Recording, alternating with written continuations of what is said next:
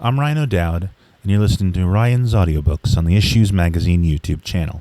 Today we continue with section 512. We're reading Coup D'Etat, a Practical Handbook by Edward Luttwak. We're continuing with chapter 4, The Planning of the Coup D'Etat.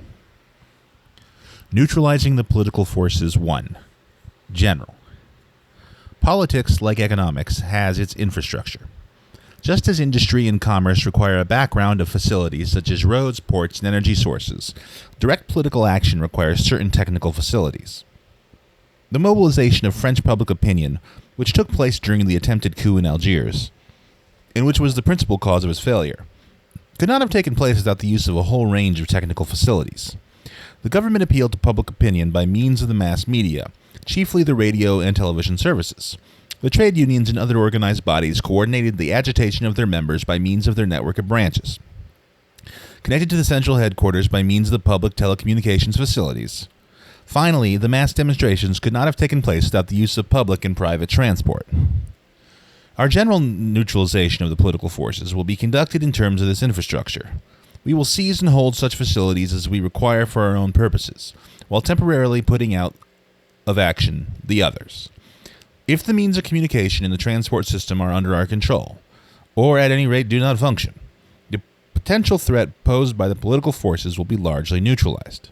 The leaders of the pre-coup government will be arrested since they are part of the infrastructure, and they would probably be the major sources of inspiration of any opposition to the coup. We will neutralize some political forces in particular by identifying and isolating their leadership, and by disrupting their organizations. This will only be necessary for those forces which are sufficiently resilient and sufficiently militant to intervene against us even though the infrastructure has been neutralized. Both forms of neutralization will involve the selection of certain objectives which will be seized or put out of action by teams formed out of those forces of the state which we have fully subverted or, in our terminology, incorporated. Unless our target country is particularly small and its physical and political structures particularly simple, its system of government will be complex, its physical facilities will be extensive, and its political forces will be many in number, while their intervention capabilities will be difficult to forecast. We will therefore start by analyzing the governmental leadership in order to determine which personalities will have to be isolated for the duration of the active phase of the coup, and which can be safely ignored. Next, we will study the physical facilities, and select those which are likely to be relevant during the coup, in order to plan their seizure or neutralization. Finally, we will investigate the likely nature of those political forces which could still retain a degree of intervention capability after our general measures, in order to prepare for the individual neutralization. Personalities in the government. However bloodless our coup, however progressive and liberal our aims, we will still have to arrest certain individuals during and immediately after its execution.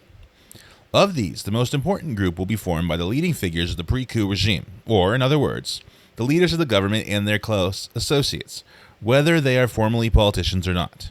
The members of a cabinet will form a fairly large group, from 10 to 50 people. Adding their associates and intimate advisors who could organize opposition against us, we could easily reach a figure 4 or 5 times this number. Apart from being uncomfortably large, this will also be an especially determined and dangerous group. The personal repute, presence, and authority of its members could be such as to enable them to rally against us, the disorganized forces of the state, or the unorganized masses. It could also enable them to impose their will on the team sent to capture them, and turn their would-be captors into their allies. General Chao, for example, was regarded as the patron of the NCOs of the French army in Algeria, and even after the total failure of his attempted coup, the Paris government did not entrust him to a military escort on his way to France in arrest, and had to use the CRS, who had never experienced his personal authority.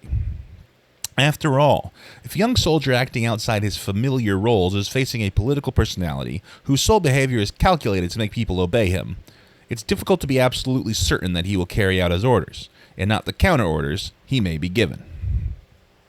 The large number of the separate targets and the possible radiation effects, quote-unquote, indicate that the teams sent to arrest them should be both large and particularly well chosen. Since our resources will be limited, we will have to concentrate our efforts on the most important figures within the group, while leaving the others to be picked up later when our means will have been expanded by the allegiance of the wait-and-see element. We cannot arrest all those who may constitute an eventual danger, But we must make sure that we do arrest the really dangerous figures. That is, the key figures within the leadership, who may or may not be the first in the formal order of precedence. The formal structure of governments falls into two broad categories, illustrated in Table 10. The presidential type, where the head of state is also the main decision-maker, as in the USA, France, and most of the Afro-Asian states, and the prime ministerial type, where the head of state has largely symbolic or ceremonial duties, and real decision-making is carried out at a theoretically lower level, as in Britain, India, and most of Europe, as well as the USSR. A third alternative form, which is not a structure at all, but rather a denial of one, is the strongman form of government. The strongman may not be a top minister and may hold no official position at all, but actually rules by using the formal body of politicians as a screen. This type of regime has evolved when the fabric of the state has been weakened to such an extent that only the actual leader of some part of the armed forces or police can control the situation and remain in power. If the person is himself even minimally acceptable as a political leader, he can take over the formal posts as well and make himself the visible head of the government. Abd al-Nasir in Egypt and Reza Shah, the father of the present Shah of Persia, both accomplished this after a short period of transition. But there can sometimes be racial or religious reasons that bar the strongman from an official position. The man who controls the bayonets may be totally unacceptable as a public figure, but he can still rule indirectly by manipulating the official leaders, which he keeps under control by ultimate sanction of force. There is a table here. Table 11. Alternative forms of government. There's the presidential, real decision-making level, king, e.g. 17th century England, president, e.g. 20th century America, emperor, e.g. 20th century Ethiopia, or just ruler, e.g. 20th century Kuwait, prime or chief minister, ministerial level, junior ministers in civil service, prime ministerial government, ceremonial head, the king, e.g. Belgium, or president, e.g. Italy, real decision-making level, the prime minister, e.g. the United Kingdom, or the president of council of ministers, e.g. Italy, the cabinet-level ministers, junior ministers, and higher civil servants. When in early 1966, the Syrian government of the moderate wing of the Ba'ath Party, headed by Michael Aflaq, Salah Bitar, and the army leader Hafiz, was overthrown by an extreme left faction of the party, the new leadership found out that, though it controlled the army and the country, it could not rule openly. The army officers who led this later coup were too young, too unknown, and above all, they were Alawites. Salah Jadid, their leader, is a dark, brooding figure who inspired fear and hatred amongst the small part of the public that knew of him. And of all the communities of Syria, the Alawites are amongst the least prestigious. In colonial times, the French had recruited most of their forces of repression, the Troupes Spéciales de Levant, from the minority communities, chiefly the Alawites, and they had given the Alawite area in northern Syria a form of autonomy and order. So the nationalists claim, to break up Syrian national unity. After independence, the Sunni majority community regarded the Alawites as renegades, and public opinion would only have accepted an Alawite head of state with difficulty. Salah Jadid overcame this problem by appointing a full set of cabinet ministers, carefully chosen so as to balance the various communities, while retaining the real decision-making power within a separate body, the National Revolutionary Council, headed by himself. Thus, though Syria has a president, Nuruddin Atassi, a prime minister, Yusuf Zawayin, and a foreign minister, Ibrahim Makou, all major political decisions are made by Jadid. The ministers go on state visits, make the public speeches, and appear in all ceremonial occasions, but power is not in their hands. The government of the socialist countries is formally party government, but it tends to break down into one of the two other types. In its original form, real political power is concentrated in the hands of the Central Committee, or some other higher party council as illustrated in Figure 1. Once the purely ceremonial figures have been excluded, the number of people still to be dealt with will be reduced, and by applying our time span criterion, we can reduce their numbers still further. The Minister of Economic Planning may be a crucial figure in the government. His position as a technocrat may be unassailable, but he may be unable to rally public opinion against us or to assert his authority over the armed forces.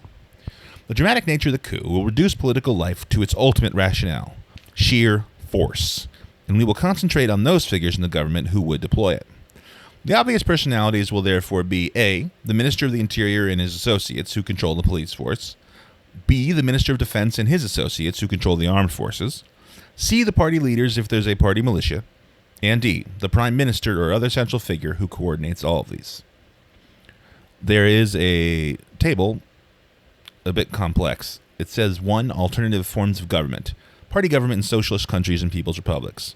Head of the party machine is over the General Secretary of the party, which is over the chairman of the Politburo, which is over the head of the state, purely ceremonial, president, etc., the prime minister, the regional party heads, who are over the civil service, the army, the police, and the security services.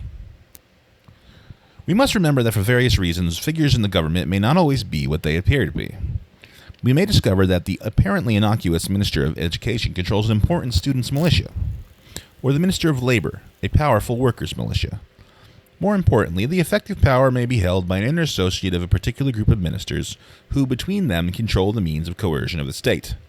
Thus, the government of Czechoslovakia, between the elections of May 1946 and the final communist takeover in February 1948, was a coalition of all democratic parties, so-called.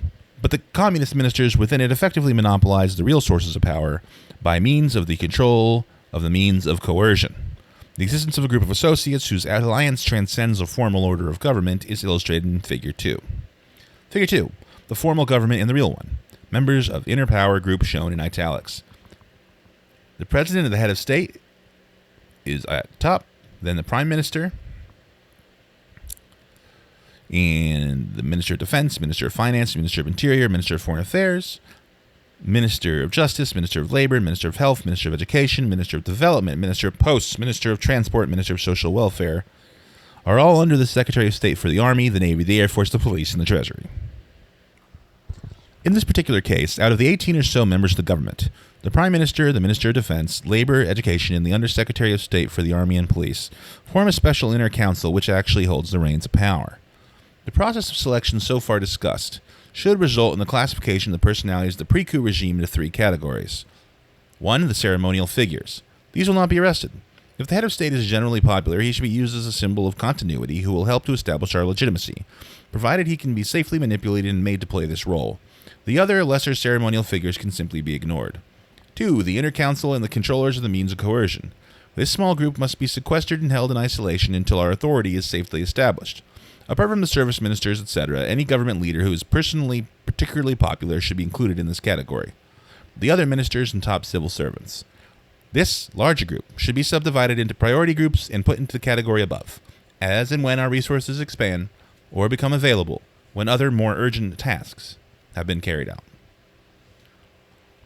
Thus finishes Section 5.12, part of Chapter 4, the planning of the Coup D'Etat, which we continue with more of tomorrow with personalities outside government. I will see you then. Alam.